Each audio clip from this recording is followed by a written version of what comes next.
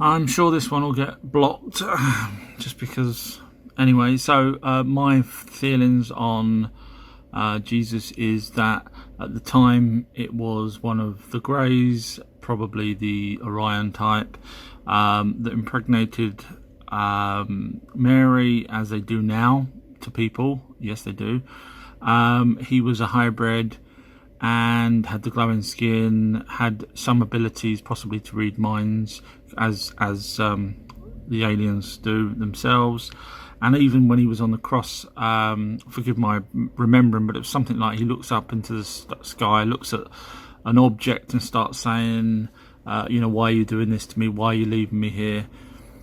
Which kind of, people say it's heaven, but I think there was an object up in the sky, and obviously he's aware of the alien. So just another hybrid, I'm afraid. Don't hate me for this. That's what I think. Foo Fighters is a name that was given to UFOs back in the 40s. Now, it wasn't until 1945 that UFOs became really, really popular and seen a lot more. And that was because the first nuclear bomb that was exploded. Now, it's said that the nuclear bomb had tore a rip in the interdimensional space-time and allowed UFOs to come through. That's why we could see them. And the other version of that is the fact that we're now had the capability of destroying souls, as I mentioned before, and the aliens didn't want us doing that, so that's why they became a lot more interested in us. Kenneth Arnold was a pilot. He drew this, and he said he saw multiple of them in 1947. So as time moved on, the aliens got far more interested in us than what they had before, but I'll tell you more in the next video. Sometime during the Second World War, Nazis were in communication with the reptilian race. And the reptilian race you don't really want to deal with. They're probably the nastiest ones out there that I'm aware of. Now, if you remember I said about the Council of Aliens that put Earth on quarantine, that basically means that these reptilians can't come down and start giving us weapons, etc. So what they done was they pointed the Nazis, knowing that there was a war going on. They helped them find these underground bases, massive bases, in Antarctica. Now, these underground bases apparently are millions of years old by another alien race that was here at the time.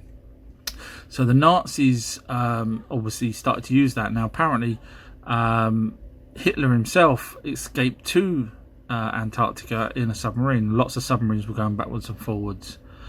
But the US had a trick up its sleeve. So while the Nazis were getting help from the reptilians, President Eisenhower was approached by, and I believe it was either the Pleiadians or the Nordics. They set up a rendezvous in an air base and basically said to Eisenhower, listen, we'll enlighten your species so you can all evolve. The only thing you have to do is stop the nuclear weapons and make sure the whole planet stops. Eisenhower thought about it and said, well, there's nothing in it for us, pretty much, words to that effect. Go away. Some few weeks after, another race that was waiting came down, and this is obviously a fake picture, and had another chat with Eisenhower. And this time Eisenhower agreed to the terms and conditions of their treaty that they suggested. And I'll tell you the ins and outs on the next video. The treaty between Eisenhower and the Tall Whites, that's who I think they were. I'll talk about alien races later on. The treaty goes something like this. Eisenhower or America would be given technology that will help clean up water, clean up our oceans. Nothing that would, no nuclear type weapons or anything like that. But a lot of technology that would help them. And of course, Eisenhower thought, this could help, beat Russians, beat anyone.